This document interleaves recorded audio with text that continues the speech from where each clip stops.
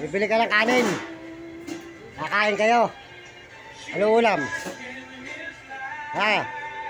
Ano ulam mo? Ang palaya. Basta may tindahan ng palaya ulam. Ay, ano mga nagano karne, meron kayong tindahan negosyo eh. Manok. Baputa. Manok. Masarap yan. Masarap yung manok. Oh, yun. Ayos. Oh. Opo si ate, oh. Tingnan mo, oh. Sexy, mga kababayan, mga kaibigan. Ayan, oh. Para mo nakita si Vilma Santos. Ayan. Ay, Diyos. Ay, mga kababayan, mga kaibigan, mga idol. Yan. Tayo sa may tindahan ni ate, masaya rito. Masarap po kumain dito. Ayan, oh. Namatay na ang aso mo. Ayan po, oh. Tingnan mo, maganda po ang muka.